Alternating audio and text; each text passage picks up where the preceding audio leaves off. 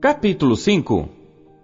Porque todo sumo sacerdote, tomado dentre os homens, é constituído a favor dos homens, nas coisas concernentes a Deus, para que ofereça dons e sacrifícios pelos pecados, e possa compadecer-se ternamente dos ignorantes e errados, pois também ele mesmo está rodeado de fraqueza. E por esta causa deve ele, tanto pelo povo como também por si mesmo, fazer oferta pelos pecados. E ninguém toma para si esta honra, senão o que é chamado por Deus como Arão. Assim também Cristo não se glorificou a si mesmo para se fazer sumo sacerdote, mas aquele que lhe disse: Tu és meu filho, hoje te gerei. Como também diz noutro lugar: Tu és sacerdote eternamente, segundo a ordem de Melquisedeque, o qual nos dias da sua carne, oferecendo com grande clamor e lágrimas, orações e súplicas ao que o podia livrar da morte, foi ouvido quanto ao que temia. Ainda que era filho, aprendeu a obediência por aquilo que padeceu. E sendo ele consumado, veio a ser a causa da eterna salvação para todos os que lhe obedecem, chamado por Deus sumo sacerdote, segundo a ordem de Melquisedeque, do qual muito temos que dizer, de difícil interpretação, porquanto vos fizestes negligentes para ouvir. Porque devendo já ser mestres pelo tempo, ainda necessitais de que se vos torne a ensinar quais sejam os primeiros rudimentos das palavras de Deus.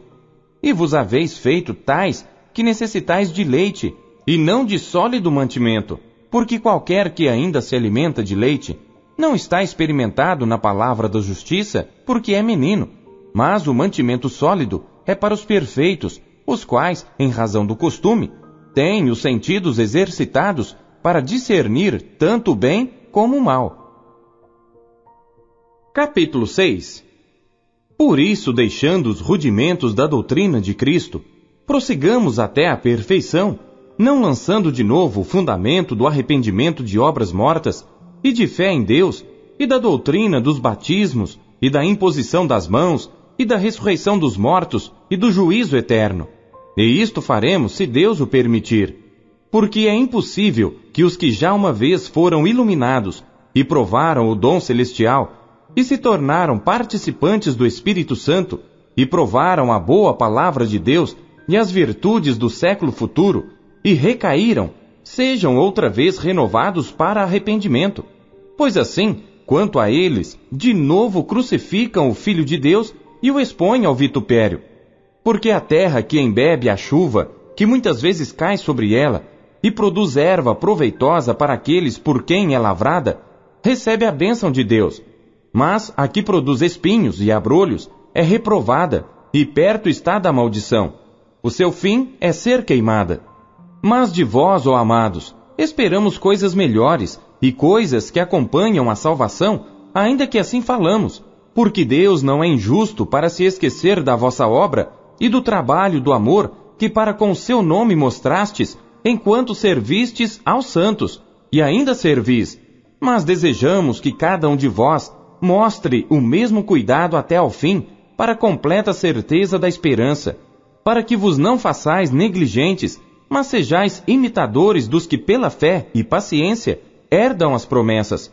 Porque quando Deus fez a promessa a Abraão, como não tinha outro maior por quem jurasse, jurou por si mesmo, dizendo: Certamente, abençoando te abençoarei, e multiplicando te multiplicarei.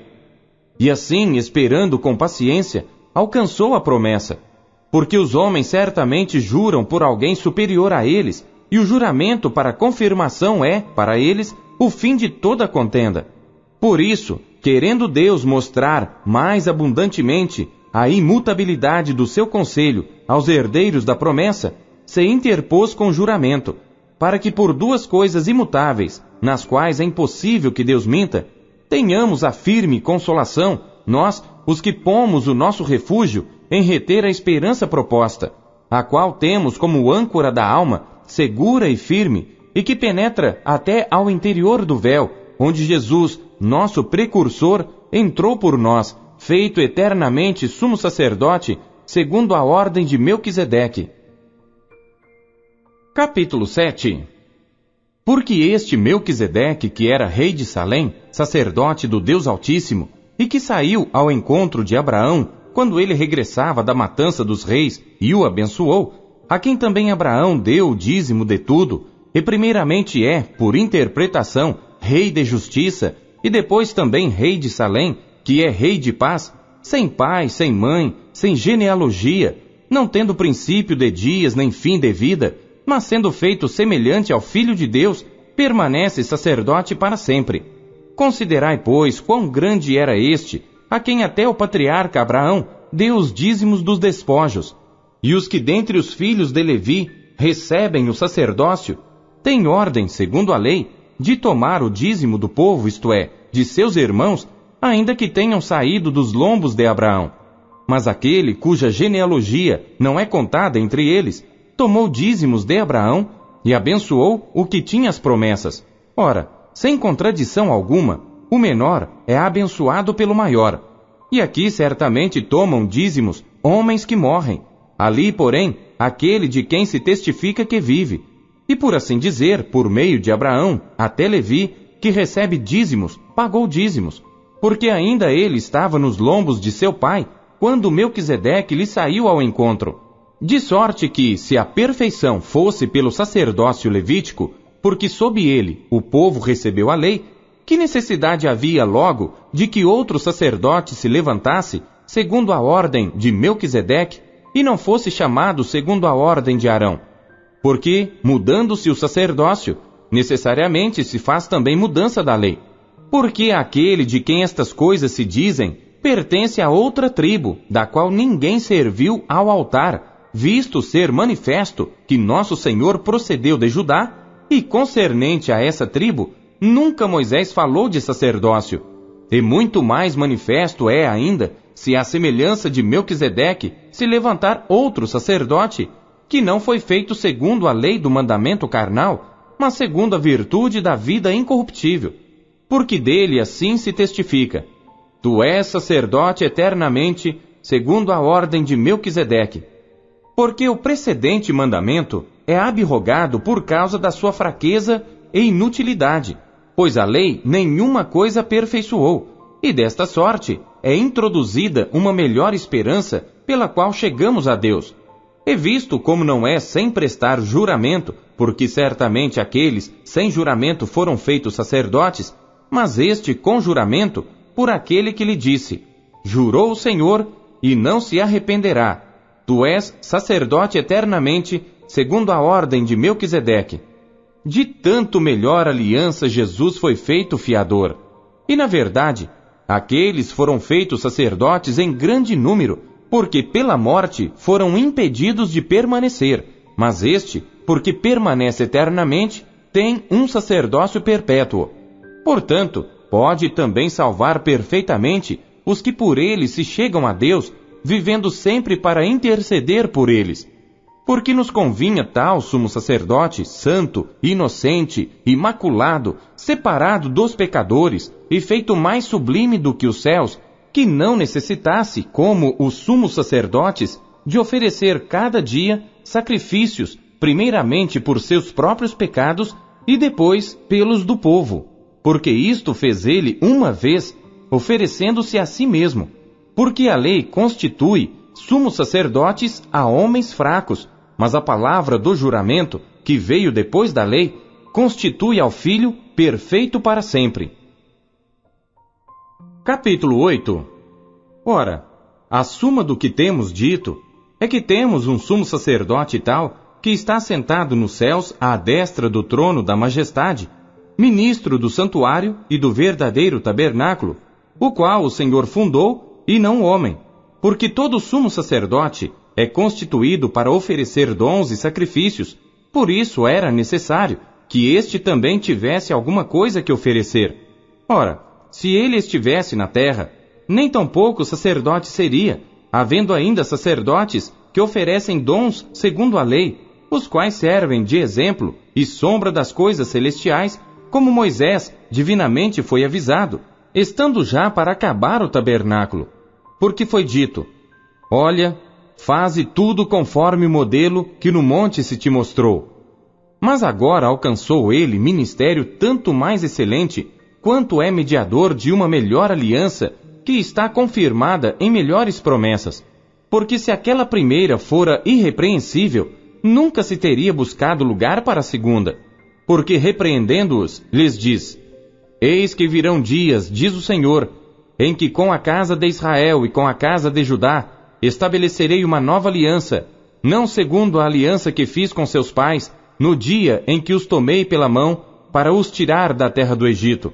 Como não permaneceram naquela minha aliança, eu para eles não atentei, diz o Senhor, porque esta é a aliança que depois daqueles dias farei com a casa de Israel, diz o Senhor. Porei as minhas leis no seu entendimento, e em seu coração as escreverei. E eu lhes serei por Deus, e eles me serão por povo. E não ensinará cada um a seu próximo, nem cada um ao seu irmão, dizendo: Conhece o Senhor, porque todos me conhecerão, desde o menor deles até ao maior. Porque serei misericordioso para com suas iniquidades, e de seus pecados e de suas prevaricações não me lembrarei mais. Dizendo nova aliança, envelheceu a primeira. Ora, o que foi tornado velho, e se envelhece, perto está de acabar. Capítulo 9. Ora, também a primeira tinha ordenanças de culto divino e um santuário terrestre, porque um tabernáculo estava preparado, o primeiro, em que havia o candelabro, e a mesa, e os pães da proposição, ao que se chama o santuário. Mas, depois do segundo véu, estava o tabernáculo, que se chama o Santo dos Santos, que tinha o incensário de ouro e a arca da aliança, coberta de ouro toda em redor, em que estava um vaso de ouro, que continha o maná, e a vara de Arão, que tinha florescido, e as tábuas da aliança, e sobre a arca os querubins da glória, que faziam sombra no propiciatório, das quais coisas não falaremos agora particularmente. Ora, estando estas coisas assim preparadas, a todo o tempo entravam os sacerdotes no primeiro tabernáculo, cumprindo os serviços.